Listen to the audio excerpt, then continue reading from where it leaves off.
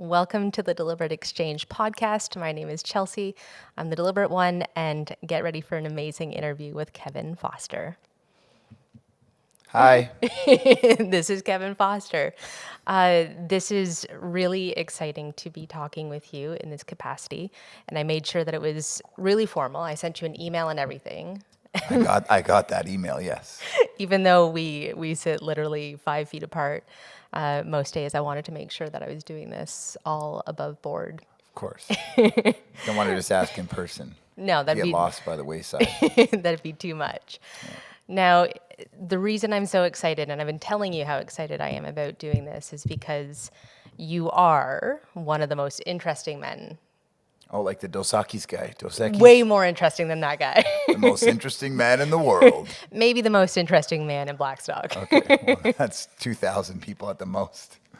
So your odds are really good. It's 200 people, actually. But you have such like your music is one thing. And for those of you who don't know Kevin, he's an exceptional singer. He's a really formidable full-time musician.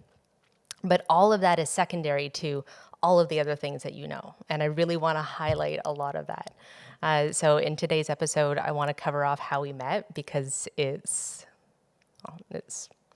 serendipitous and it's manifest destiny. I want to talk about us building this house that we're sitting on and how there's a lot of good, bad, and ugly. Yeah. It was a ride. It was definitely a ride. And I want to also talk about like how, especially as I was starting my career as a coach, when I met you, it was like 2 years into that. And you've really pushed me to be even better than I was because you're such a great entrepreneur. This is like this is just a puff piece. You deserve it. You don't often. Don't pump my tires too much. All right. It's not like you had to leave the house today. So I want to kind of cover that trajectory. And also the fact that you connected so many dots for me in my own health journey. So I want to talk about all of this because I think that those who are listening are going to get a lot out of that and your wealth of information. Oh, man, you just set the expectations up here. And now I would rather them be down here and overperform, but like it seems like now I have to be a superhero. You're not a superhero. I know. Knock you off your post. Yeah, thanks. So let's start at the beginning, day one. Okay. And so when we first met, the day that we met, it was that big crazy. What do they call that? It's not a tornado. It was a tornado. It was a Derico or something like that. Oh. The official term for it was a Derico. Oh, well, I'm learning something today. Perfect. And so this was this big crazy storm that ripped through our little town. And that was the day that I was supposed to be going to the Old Flame in Port Perry to meet some friends to watch some music. I didn't know anything about who was playing. I didn't know Kevin Foster existed. But you like live music. I love live music. And I loved any opportunity getting out with my friends. And so this crazy storm pulled through my mom's neighborhood. I was living at my mom's at the time. And I'm sitting on the porch and watching this crazy thing happen. I'm thinking, well, like, I'll still go because it blew over relatively quickly. Well, no, it was 4 hours. The power was out. The power was out. Right. The actual storm, which caused like a lot of 20 minutes. devastation, like it tore the roof off of another local brewery. Anyways, I make my way to the Old Flame Brewery and there's no power, which for me, like, not a big deal because I'm not drinking any beer because I'm sober. But everybody's still kind of hanging out. And the people that I'm there with, they're still having a few beers. One of my friends, Julie, she knows you from before. And so she introduces us. And you aren't playing because there's no power. And The only reason that we were introduced and talked, to be honest. But I will say this, the kegs were still flowing. Like, the beer was still flowing. There just was no lights and no power. And I wasn't about to try to sing over a room full of people without a microphone or without amplification. So I just told them, like, I'm not going to play until the power comes on. And the power never came back on. which worked out for me because we ended up talking literally the whole time, like the whole shift. And you do 4-hour gigs at the Old Flame. We talk the entire time. Yeah. And from that very day, I was absolutely blown away by the level of intellect that you had and the passion that you had.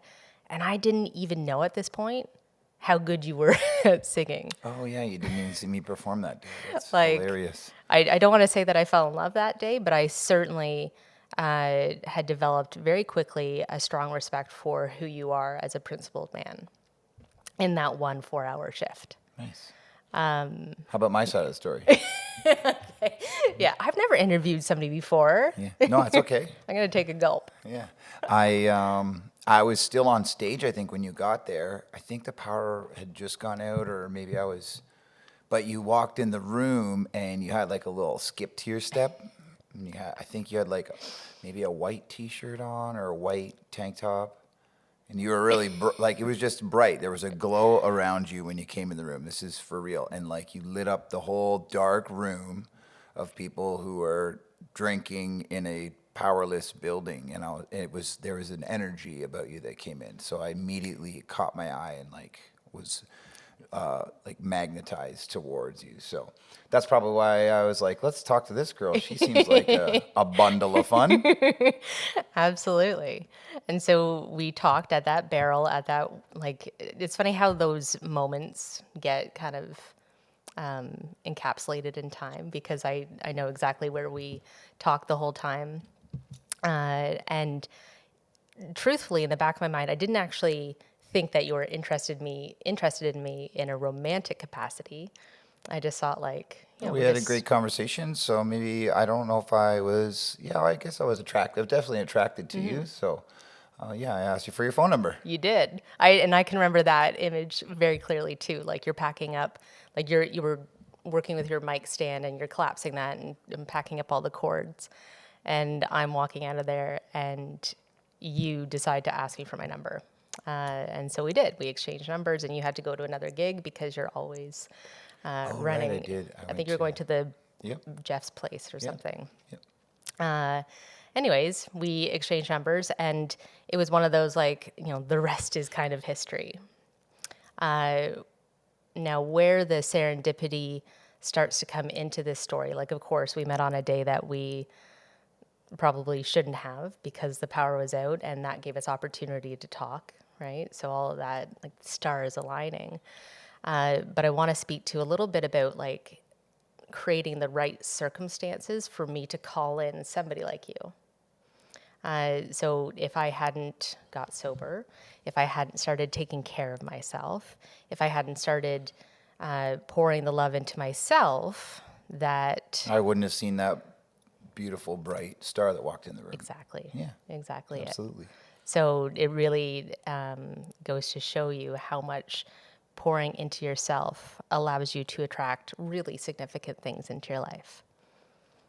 I agree. Yeah. And then there was like more magic that started unfolding. A lot more. The most. So much magic. So before I met Kev, I had created a list of things that I wanted in my future partner. And it was, you know, like that he was, of course, kind. And I think I had written beard, like I got superficial, tall, because like I'm 5'3", and 3/4, as if that matters. And while I was writing this list, I got this intuitive download, farmer. And we've talked about this before. Okay, can I preface this? Sure. Is like the storm that happened that day happened because it was like 35 degrees with the humidity. So it was extremely hot. And the building that I was going to perform in has no air conditioning. They open up all the doors. And so I absolutely just sweat through any t-shirt or any shirt. I could be wearing a hoodie. I would be sweating through it. So I purposefully wore, because of the temperature of the day, I wore a tank top, which you're not supposed to do on stage. Musicians don't wear a tank top. It's not cool. I did. You did. And for the record, you were wearing the white tank top. Okay. I was wearing the black dress. Black dress. Yeah. You had Black dress and Birkenstocks. Yeah, Birkenstocks. okay. You have Birkenstocks on though. Exactly. Okay. And so I get this intuitive download farmer, and I put it on the list, and I time mark it because it just seems so weird, but it was so prominent. And then as I'm talking to you, and you're wearing this tank top, and I see your sleeve of tattoos, you literally have farmer on you, like tattooed on you. Yeah, the And word. why is that? Well, because I play a farmer foot drum, and I got a bunch of music stuff on my arm, and it just says farmer in the middle of the kick drum that's on my arm. Yeah. Just to sort of shout out farmer foot drums. Footdrums.com. Footdrums.com. We're not sponsored yet. And when I had initially written down like the farmer bit on this list of this, potential partner that I was calling in, I really I went immediately to farmer, like the one who makes Tills the food. field. Yeah. And I thought like I had just moved back to Port Perry. It's a farming town. Like that seemed very plausible. And then like my mind is blown that there's this man sitting in front of me who's already captured so much of my attention and my respect. And he's literally got farmer written on him. Indelibly. Like forever. Can't come off. So that was like one of like the most notable, universal magic things. What do you think would be like the next The next one is definitely we were texting a lot. And I remember being in my basement apartment in Toronto, and I was like not loving it. And you said, "What is your dream?" And I just sent you a link to a song. The song is called "One Acre of Land" by Sean McConnell, and I was like, "Just listen to this song. This is my dream." And maybe Chelsea will link somewhere the lyrics to this song so you can read the lyrics of the song. But basically, it just says, like, I don't really make a whole lot of money, and, I got a rusty car that I drive around in, and, I've written songs and all this stuff that's, and it's basically like, we'll just build a dream on 1 acre of land. And then Chelsea responds with, "Well, I have 1 acre of land." And I was like, whoa, really? Well, let's do this then. Yeah, I definitely came in guns blazing on that. I thought you were joking. At first, I was like, Of no, course. there's no way you have just 1 acre of land sitting around after I sang you that song, and like didn't say anything about it before. Just after I'd sent the link to the song, you had mentioned that. So interesting. And the context behind, and I remember where I was sitting on my mom's front porch having coffee when you sent me the link to that song. And I'm listening to it and I'm laughing.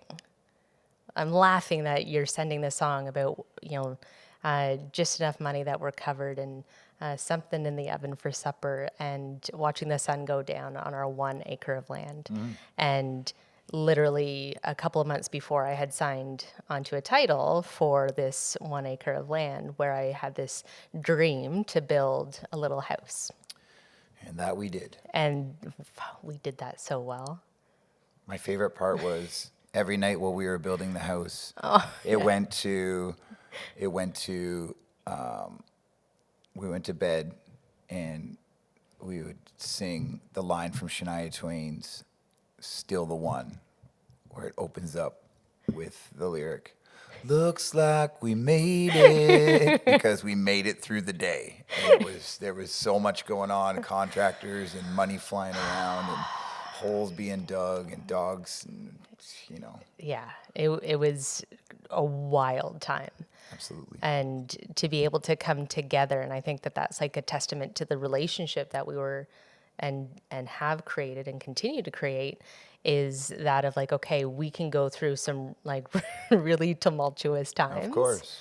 And we had some pretty epic fights, and and I had some. How could you not? Like, you're doing something. This is all our time, our money. This is like our life that we're pouring into this, and we're living in the basement of my father's house.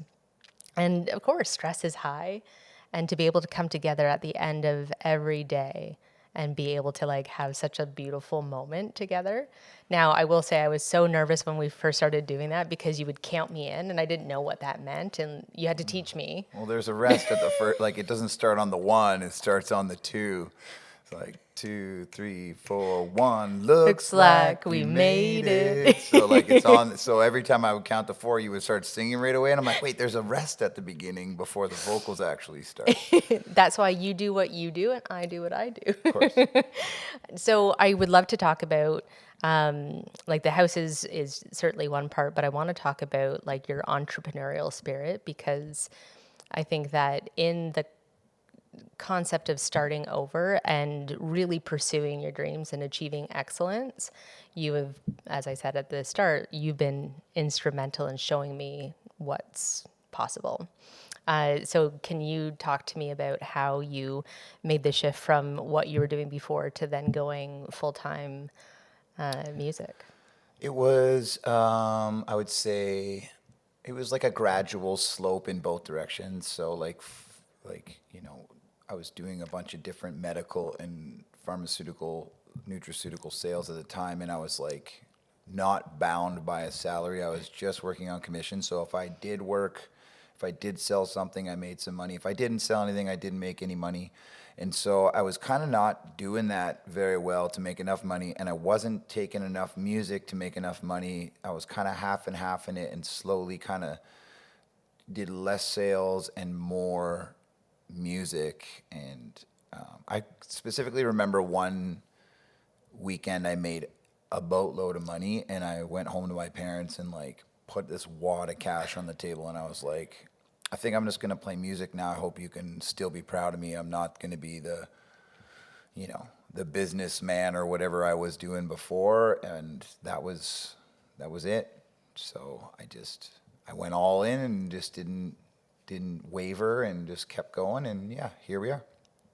Like I love hearing stories like that because choosing to gamble on yourself, as I've talked about in previous episodes of this podcast, like it's hard. Like it's hard to, okay, I'm going to do this, and you don't really know how it's going to work out. There's a lot of uncertainty, but you did it anyways. And look at what you created. Yeah. Like, It's been good. It's been good. I mean, I just wrote a song like a couple weeks ago about how exhausting it is.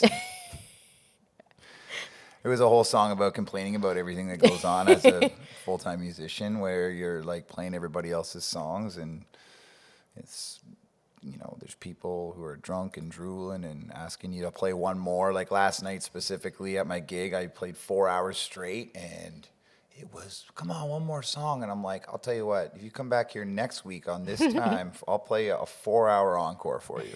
But until then, that's it for me. see you later. Yeah. Yeah. And even before that, like you grew up playing hockey and you kind of had it, correct me if I'm wrong, you had it in your mind that you're going to maybe be this, I was pretty good hockey player. Like he says modestly. I was, yeah, like I think my brother was actually better than me. Like my brother was bigger, stronger, faster at a younger age. But I was pretty good, and like I got an injury that had set me back, and kind of like just kind of gave up on that. But then I decided that I mean, if you look at a guy like Keith Richards, he's 900 years old and he's still pursuing this dream of being a rock star. So I'd outgrown the age to be a hockey player, and you can never outgrow the age to be a musician. I mean, Jelly Roll just turned 40 and he won Artist of the Year at CMAs or whatever it was at 40 something years old. So Willie Nelson is literally 90 years old and just announced another tour. So God. 90. Trying to take a break, They Willie. drag him out there with they got like a dolly, and they sit him on the chair and throw the guitar in his lap and like, okay, go. These guys will cover it for you. So that, yes, it does have like a certain longevity to it in this particular career. What I also really appreciate about you and what you've taught me is how to kind of condense things or break things down. And that's very similar to what I do with my clients. Like they have a goal that they want to achieve, and we figure out these bite-sized pieces to achieve it. And you really instilled in me like how to break things down from an earning perspective, so that like we're not getting like lost in like the, you know, the massive picture, but we're able to compartmentalize it, which I really appreciate about like you and your kind of fiscal You can only responsibility. almost go into like a daily thing, like how much money did I make today and how much did I spend today? And then if you're in the positive every day for the year or most days of the year, then you're going to be making a pretty good salary. Like your head is above water, you know. And excuse me, everyone, I keep reaching over here and pressing buttons because we're all He's this producing it too. Yeah, we're producing the show from the table here. So every time you see me reach over and the camera changes, it gets stuck on Chelsea for a minute because she's a star. But yeah, and hopefully the sound is good. I see we're hitting a bit of red there too, just to be Okay. transparent about this. So we'll just make sure we're not laughing too hard into the microphones. It's mostly the laughs, I think. Which is not a bad thing, right? Distorted laughs, they're cool. Yeah, distorted laughs. And so also on like the entrepreneur spirit subject, there's certainly been a massive growth that I've seen in my own career. Also, I was coaching you. Absolutely, because I'm listening, because like you have so much to like impart. Well, Because you like, and sorry to interrupt you, but it's the demanding of excellence. and energy in versus energy out. Like, if it takes, you know, half a liter of oil to make, you know, half a liter of gas, you're not, you know what I mean? You're not getting any extra mileage out of that. So, like, there's things that I think you are doing where I'm like, you're putting in so much time and effort where, and like I use the analogy of casting a fishing line into the water. And it's like, well, you're just casting one line in. You can only pull one fish in at a time. Right. But if you cast a whole net into the water, you could pull in dozens or tens of fish at a time. Dozens or tens, dozens of fish at a time. Both. Yeah, so you could pull in a lot of fish with one throw of a net, where you're gonna have to pull that fishing line in and then cast it out again and maybe catch one, and then like that's a lot of energy in for the energy that you're going to get Yeah. for food. The out of one that. for one versus one to many. One, exactly. Yeah. So energy in versus energy back out, and I say energy, but I do mean like, you know, fiscal return. Sure. Like you're putting all this energy in, and how much money is going to come back out of that. And so like there were some tough conversations where I'm like, I wasn't trying to be rude or anything, but I'm like, you can't do this anymore. Yeah. This is wasting your time. And like I could see that you have the best intentions, but it's not going to yield you what you need to yield. So that was one of the entrepreneurial things that I think I was pretty firm on Yeah. for you. The other thing was just like, I guess, digital technical stuff. Like Look at all this. yeah, there's a lot going on here. We have, if you could see that way, you'd be like, what the heck? So we do have currently 3 cameras running, and they're auto switching onto us. So sometimes I'll be talking and the camera will be on Chelsea. I can't really control that, but hence I'm talking, camera's on Chelsea. There's a monitor here facing us. We have lights, we have cameras, and just figuring all of that out and then offering you some help and like, hey, why don't you try doing this? And why don't we improve this? And here's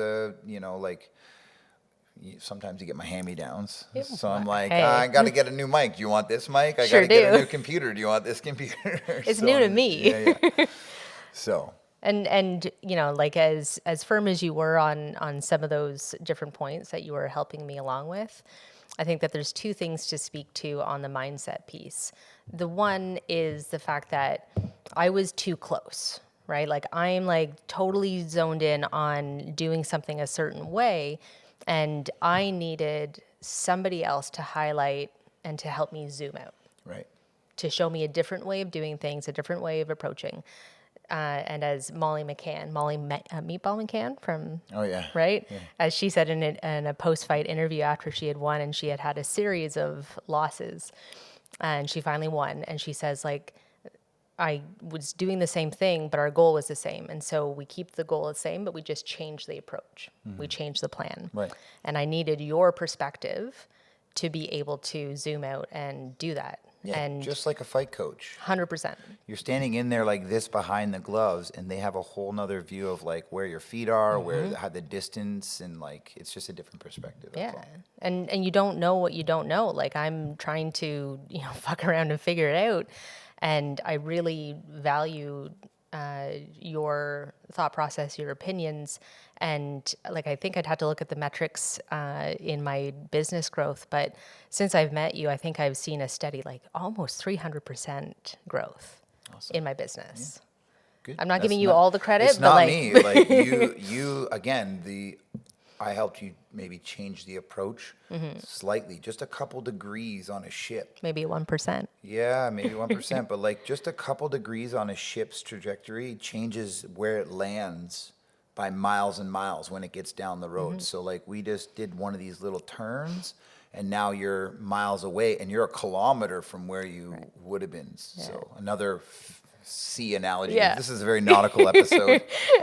The other aspect of the mindset piece that I wanted to speak to was when you get perspective, it's really great. But being in a growth mindset where you're able to receive that information. And while I'm sure I wasn't as gracious in the first pass around in some of the things that you were teaching me or talking to me about, I was able to put my ego aside and then implement. So that's actually a third thing. So there's being able to zoom out and see a different perspective, and having somebody else to do that is super helpful. The second thing in being able to take it and put your ego aside, and then the third thing, and both you and I are really exceptional at this. We're doers, and action is what creates momentum. It's not, and it creates motivation. It's not motivation and then you create action. I think the house is one of the biggest examples of that. Is like everybody's like, oh yeah, I want to build a house on a little piece of property, and like you were instrumental in all that. I was kind of like the running back, just catching the ball behind you and picking up loose balls and doing that. But yeah, like we actually did it. We didn't talk about it. Like I remember there was a time where like, well, if we're gonna do this, we gotta get out of my apartment and move to the property and live in, your dad's basement, and it's gonna be a little bit uncomfortable. And do we have, so it was like doer is a big thing, but it's big projects like this, starting a business, running a business on your own, like sole proprietorship. You have to be a go-getter. You can't be like, well, I'm gonna sit on the couch. On top of that, sometimes I'm like, you need to just sit on the couch yeah. because you've been doing a lot and you're always working at new things and different things. So there's a little bit of a balance there. But yeah, you have to be able to go and just be a go-getter and go get it and go do it. Yeah. So Implement and not being afraid to fail, which I've talked about in the past as well. Sometimes we're going to get it wrong, but being able to have the wherewithal and the foresight to kind of like reevaluate and like, okay, now what? And then like on the balance piece and like you telling me like to rest or whatever that looked like. I know that in the last, 100 meters of this particular build, you had to really step in because I was done. Yeah. We had a series of shit things happen after shit things, and you needed to really take the reins, and you were pushing me the final sprint. yeah, that's fine. That's why we're a team. Yeah. Yeah, we are. I think that we complement each other really well in our different modalities and in our strengths and our weaknesses, of course, because we're both like pretty aware of where we kind of fall. And again, before we get to the house piece, I want to kind of back up to when we were first dating. And I'm learning more about you and like your background in like the nutraceuticals. Is that what we're saying? Yeah. So you have such a profound knowledge of how things kind of work. It's okay. So it's cursory, but it's foundational. Yes. So I know the foundation of what is happening here, there, and elsewhere with some of these things. but it's kind of like I'm not a doctor and I can't like, and I can talk to a doctor, but I like, they're going to bring up certain molecules and certain things that are happening that I don't completely understand, but I do know how the whole thing sort of fits together in sort of like a foundational thing. So I just knocking myself down a peg there, like Kevin is not a doctor, but I'd love to highlight a couple of the dots that you ended up connecting for me that really pushed my physical health and my mental health, actually. So the first one, after I had quit drinking, as is very common with people who quit drinking, I had a massive sugar addiction. yeah, but so did I. It was so bad. And you know, even before we started living together in the junction in the bunker, like I was downing packages of Oreos like they were going out of style. I craved sugar all of the time. And what you were able to kind of illustrate to me in that foundational knowledge piece is the fact that there was excess candida in my gut biome, which, you know, there's excess because I was drinking so much for so long and eating all like the Just good carby lifestyle. foods, Yeah. lifestyle. And when you have that excess of candida in your gut, then it's going to cause you to crave more sugar. Yeah, it's trying to feed itself. Yeah. Yeah. And so you put me on or you suggested rather, because you're not a doctor. I didn't even suggest because I'm not allowed to suggest. He said, maybe you should try this. And so I did a protocol of emulsified oregano. We cleaned up my gut biome.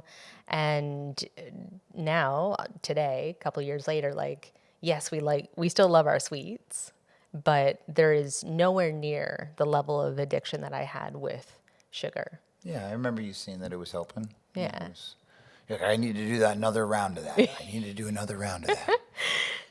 The other piece or the other dots that you connected for me was do you remember the anxiety spiral that I had?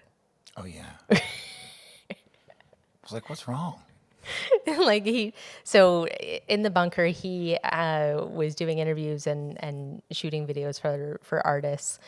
And I would sit in like the bedroom and work on some stuff. And he left me to start whatever you were shooting that day. And I was fine, right? And I'm at the point in my health and wellness journey where I'm doing breath work every day. I'm journaling. I'm not drinking.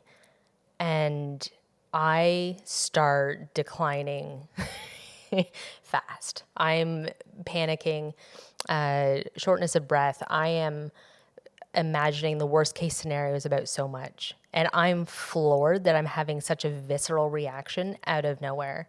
And you come back into the room after you were done and you're like, where did she go? I think were you crying? You might I- have been crying or having a bit of an anxiety attack, and I'm like, Yeah. what's the matter? Like, what's going on? Yeah. You're like, I don't know. I'm like, I do. Exactly. And so you ask good questions. You started asking, okay, like it's not like what's going on? Like what are you sad about? You started asking, what have you eaten in the last 24 hours? And you were so instrumental in connecting the dots in like what we eat can drastically influence so many of our different systems. 100%. Food is garbage. Yeah, and coincidence. So what I had eaten, we had made tacos. El Paso. Old El Paso, Taco not kit. sponsored. Old El Paso taco kit. Full of MSG. Right, and so monosodium glutamate is a neurotoxin, I think is what they call it, and that spiked my anxiety because there's nothing else that And caused aspartame and sorbitol all and the all, like things. just there's so many crazy things. Like you can't buy a pack of gum without getting some anxiety neurotoxin brain fog horrible thing in it. It's just you got to cut all that shit out. Absolutely. Gotta get rid of it. And since I did, like I don't eat, chew Dentine ice. I don't have Diet Coke unless like there's nothing else to drink. And Yeah, but there's always water, so you never There's do. always water. You never ever do. and we make our own taco seasoning because we love we love tacos in this house. Yeah. So those connection points that you created for me have also allowed me to achieve like different levels of my mental fitness, my physical fitness. And like I've never felt better. Good. Never looked better. Aw, thanks, love. So that like again is one of those pieces where when I say that you are one of like the most interesting men that I've known, like that certainly goes into it. Because not only is he teaching me like how to kind of like just ask like what did I eat that's causing the issue, but he also builds me a desk or builds me a kitchen or installs this ceiling that you might not see, that you don't see above us. Your skill set really covers so many different things. Now, once again, like I am not a trim carpenter. I am a rough builder guy who can make some kind of stuff. But yeah, just gonna take it down a notch. Like I can build some stuff and it's okay. It looks good. It Yeah. covers the pipes. The cupboards are in. But like you also like you knew enough from the jobs that you worked in high school or in college where you were able to set the footprint of our house, right? Like Yeah, you like knew like those like square, like yeah, making it 3, 4, square, 5s, yeah, and yeah. right? Like running around the yard. That was a funny time. we have video for that. Cut to that video. Yeah, exactly. Right. So like we didn't have to farm that out, and we haven't had to farm out a lot of The interior, I was just thinking the other day, we did all the interior Yeah. ourselves. yeah. Like once the electrical and the plumbing was done, and then we had our builder do like the main framing of the walls, just because that was better to, pay him to do that. Like we covered all the walls, we did all the trim, we did all the kitchen, we, did everything inside here, the ceiling, as much as we possibly Yeah. could. So Just got to see where I am in my notes yeah, now. where are you in your notes? Of course, I had notes. I've been so, like I said, I've been so excited for this. So we've talked about like the lessons in business. We've talked about your starting over. We also have similar kind of trajectories on the starting over piece, with having both been married before and having been divorced now. And so like that whole experience, we were able to kind of go into this, like, how can we make this like, how can we learn from what we did before and have like the best kind of relationship? And I think in our little moments, like singing that song and being able to come together really helps us do that. 100%. I'm really grateful for you. Really grateful for you too. And we talked about the health thing. What do you think would be out of all the things that I think you're really good at, what do you think is like your best ability or skill? I mean, what is the saying is jack of all trades, master of none, and then there's another part to that phrase. What is that other part of that phrase? There's another part to that phrase. If you know what the other part to that is, please let us know in the comments. Yeah.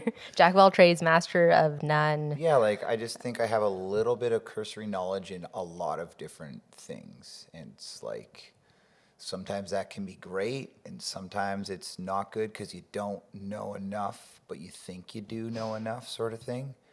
So, and I think my ability to learn and to fail and try again, like, I think that's another big one. So, like, I'm willing to, like, try, and as long as I'm not wasting too much material or, resources, like, I'll go for it. Mm-hmm.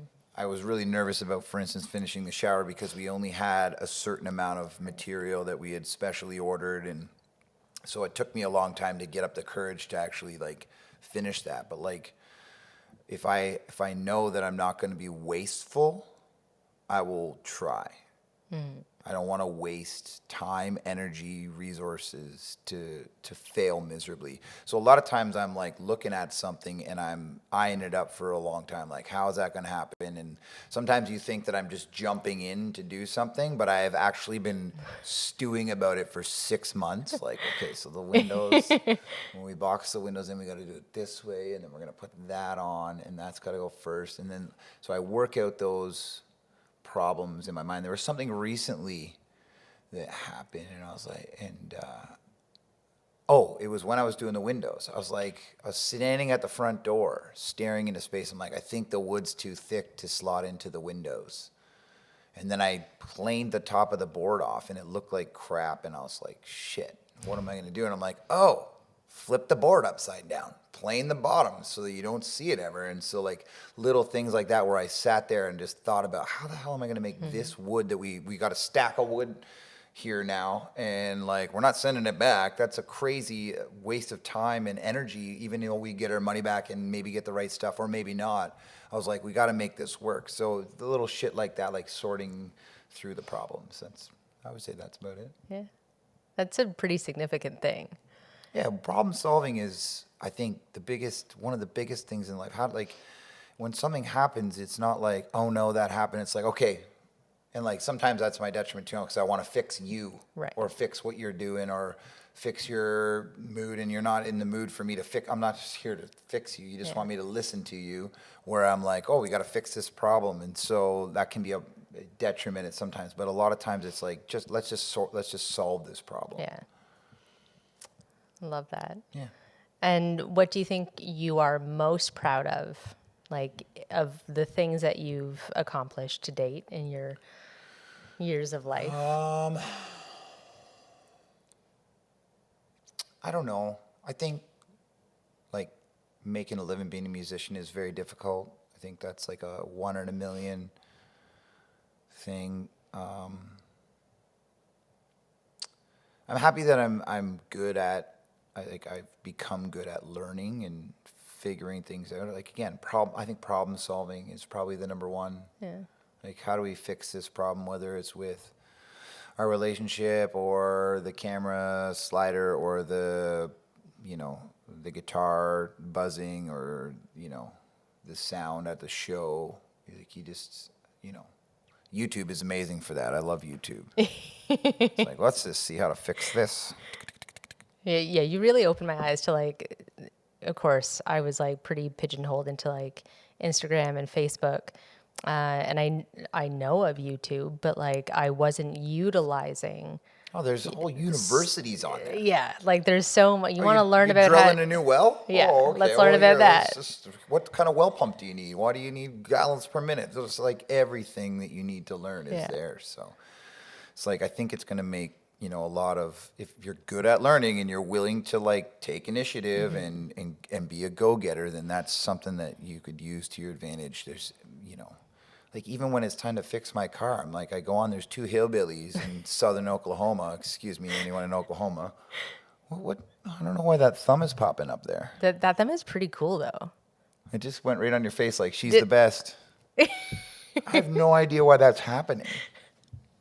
Well, we'll figure that in post. Excuse the thumb. We'll leave it in. Sorry it's about cute. that. I don't know. I'm trying to produce this show and be interviewed. Yeah, at the same time, I'm going to be on the other side for future interviews where I can control things a little better and actually make the camera go on to the person who's talking, not the person who's not talking. And even like in producing like this podcast, in helping me get to, because I've listened to other podcasts before, and the feedback that I've gotten on this particular podcast, of course, the content is amazing. Yeah. But the sound and the video quality is like amazing. I just hope this sound and video quality is good. Like, I'm watching the meter there. It's like, ooh, is it too quiet and then too loud? Do we need more compression? The cameras are moving a little fast. I don't know. Right, and I don't know what any of this means, but again, I just want to kind of highlight how we complement each other so well. So I'm getting into the phase of this podcast where I want to start interviewing people, and you're the very first, and we want to make sure that the set and settings and all of the control pieces are set up. Yeah. And I'm always like, good girl conditioning, or like, I don't want to bother anybody. I'm like, well, like, it's fine. Like, whatever this like is the least amount of work. Like, how can we like do this? And there's a certain level to that. Yeah. Like if we got to get another camera for this area so we don't have to switch them around, that's one thing. But like just before we started this, I was like, we're going to make it switch cameras. I'm going to make it so that it's 3 cameras, one on you, one on me, one on the table. Here we are in the middle of the table. And I still don't know where to look. The odd time it's going to be on someone who's not talking. That's going to happen. We're just going to have to put up with that. I mean, a lot of people are going to be listening to this anyways, and the video content may or may not be important to them. And then now I'm just hoping that like we didn't blow the mics up, or they're not too quiet or too loud or too dynamic. I just kind of want it to be flat. Whereas when you're recording music, you do want the dynamics. You want it to kind of come down and then get loud again. And like even we've been watching Steven Wilson Jr. He's really good at that. Like Right.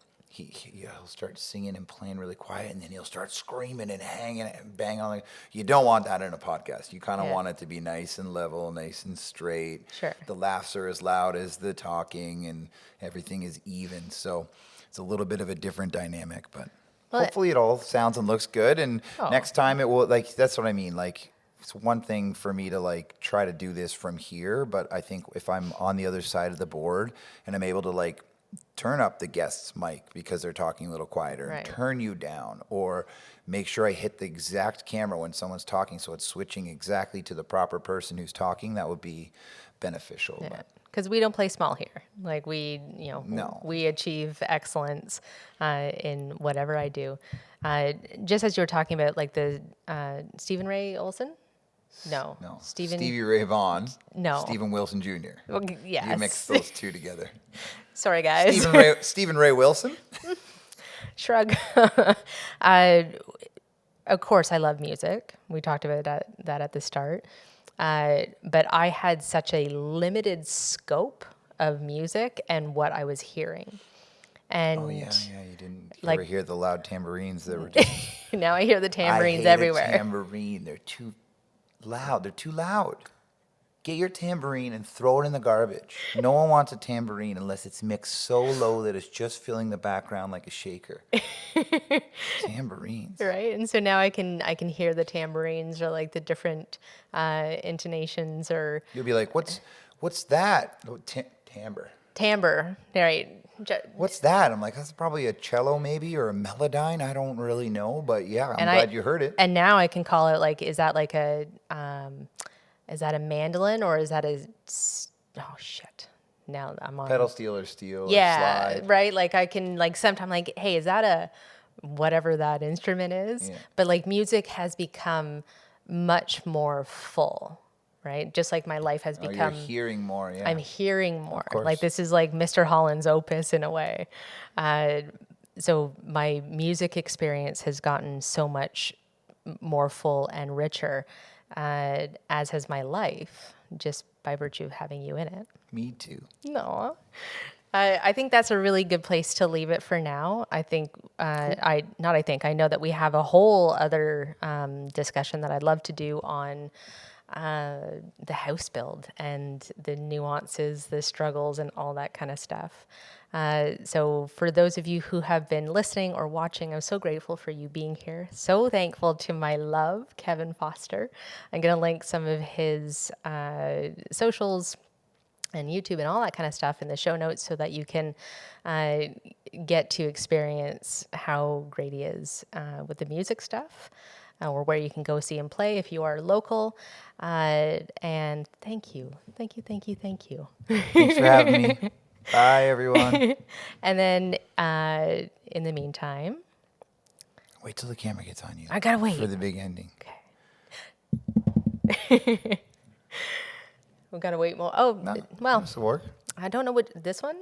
That right one. there in the middle. This one. So in the meantime, breathe it in, be deliberate, and please be good to yourself.